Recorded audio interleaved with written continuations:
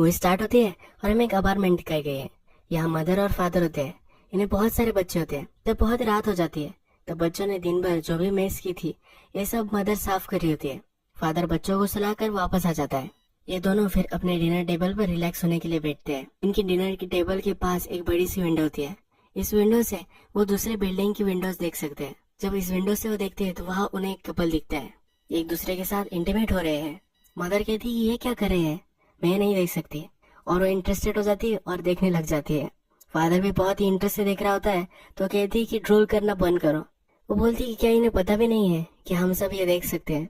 Father कहते हैं कि वो अपने अपार्टमेंट का इनॉग्रेशन कर रहे हैं, हमें लाइट बंद कर देनी चाहिए, ये भी उसे कहता है। मदर कहती है कि हम तो ऐसा कुछ भी नहीं कर रहे, हमें क्यों लाइट बंद करने हैं। वो अपना माइंड चेंज करती है और लाइट बंद कर वही बैठ जाती है। अब हमें दिखता है कि थोड़े दिन गुजर चुके हैं। मदर अपने बच्चों को बाहर घुमा कर लाती है और फिर से घर आती है।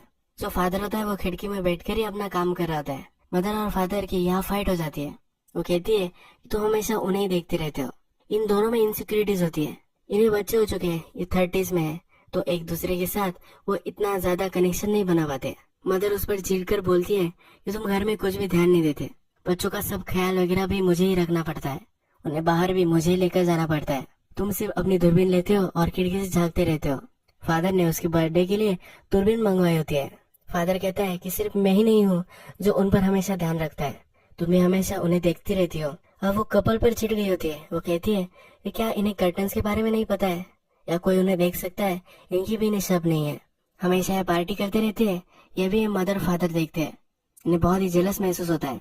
इनकी जो लाइफ है ये बहुत ही स्टेबल है, अपने बच्चे हैं, इनकी फैमिली है, पर फिर भी इन्हें अपनी जो 20s है जिस तरह से वो एंजॉय करते थे उस तरह से वो कभी भी एंजॉय नहीं कर पाते। इससे उन्हें दुख होता है। फादर फिर मदर को पास बुलाता है, उसे हक करता है। जब इनके घर क्रिसमस भी होता है तो फिर भी यकी बाहर नहीं जा पाते, घर को डेकोरेट कर रहे थे। और जैसा इनका रूटीन होता है कि रात में इन्हें सब कुछ साफ वगैरह करना पड़ता है, इसी तरह से मदर आज साफ भी कर रही होती है। मदर फिर से नेबर की यहाँ देखती है तो वहाँ पार्टी चल रही होती है। नेक्स्ट सीन में हमें ये फैमिली ब्रेकफास्ट करती है, ये देख रहा होता है। अब ये जो फादर है ये नेबर्स पर हमेशा नजर नहीं रखता। जब रात होती है तो मदर को ही लगता है कि उसे देखना चाहिए कि नेबर क्या कर रहे हैं।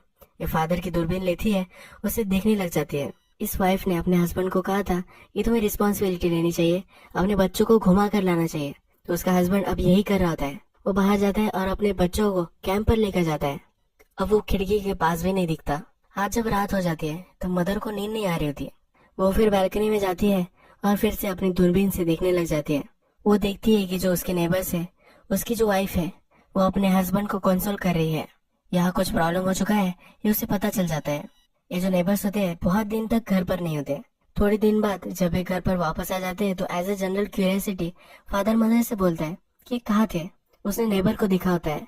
जो नेबर हस्बैंड होता है उसके बारे में कहता है कि कुछ अच्छा नहीं दिख रहा। वो उसके लिए थोड़ा सा वरी करता है। थोड़ा वक्त जब गुजर जाता है तो मदर फिर से खिड़की से झांक कर देखती है। उसे फिर दिखता है कि जो नेबर है उसके बाल झड़ चुके हैं। उसे मिलने के लिए उसके मदर एंड फादर आए हैं। वो बेड पर होता है। वो अपने नेबर के लिए वरी करती है। रात में फिर एक बार जब वो खिड़की से देखती है तब उसे मालूम होता है कि जो नेबर था वो मर चुका है। नेबर की वाइफ रो रही है। इसे बहुत ही बुरा लगता है और अगले बिल्डिंग में वो देखने के लिए चली जाती है। नेबर की बॉडी हॉस्पिटल में जा रही होती है। नेबर की वाइफ जो होती है उसके पास ही आ जाती है। मदर उसे कंसोल करना चाहती है, उसे बोलना चाहती है, उसे कुछ बोल नहीं पाती। तो नेबर की जो वाइफ होती है वही बोलती है, मैं तुम्हें जानती हूँ, हमारे अपार्टमेंट से तुम्हारी अपार्टमेंट दिखती है, तुम वही हो जिसके 3 बच्चे हैं, तुम्हारा हस्बैंड है। वो कहती है कि तुम्हें अजीब लगेगा पर मैं और मेरे पति हम दोनों हमेशा तुम्हें देखते रहते थे। तुम्हारे बच्चे बहुत ही क्यूट है, तुम्हारी जो फैमिली है ये कितनी बढ़िया है। अभी नेबर की वाइफ रोने लग जाती है और मदर उसे सहारा देती है। रात में हमें मदर घर पर दिखाई गई है और उसे अब अपनी फैमिली के बारे में एक नया पर्सपेक्टिव मिल चुका है। हम हमेशा दूसरे की लाइफ में जागते हैं, हमारे पास जो है उसे हम अप्रिशिएट नहीं करते। एक ब्यूटीफुल मैसेज ये मूवी देकर जाती है। जो नेबर थे उन्हें लगता था कि उनकी भी इतनी अच्छी फैमिली होनी चाहिए क्योंकि उनके पास फैमिली नहीं थी। जो मदर एंड फादर थे उन्हें जो फ्रीडम नेबर के पास था वो नहीं था। वो फिर से जैसे वो 20s में थे वैसे नहीं जी सकते थे। उनकी लाइफ स्टेबल हो चुकी थी पर कभी कभी उन्हें भी मजा करना था। ये दोनों एक दूसरे से चलते थे पर अपनी लाइफ कितनी परफेक्ट है एक दूसरे को कभी पता नहीं था। जब नेबर मर चुका है तो मदर को अपना नया पर्सपेक्टिव मिल जाता है कि उसके पास जो है वो कितना वैल्यूबल है। बेस्ट लेसन के साथ ये मूवी एंड हो जाती है।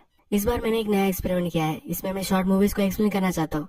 अगर आपको और भी ऐसी वीडियो चाहिए होगी तो प्लीज कमेंट में बता दीजिएगा, यानी मैं और भी शॉर्ट मूवीज और वीडियो बनाता रहूँ। अगर आपको ये वीडियो अच्छी लगी होगी तो प्लीज इस वीडियो को लाइक कर दीजिए।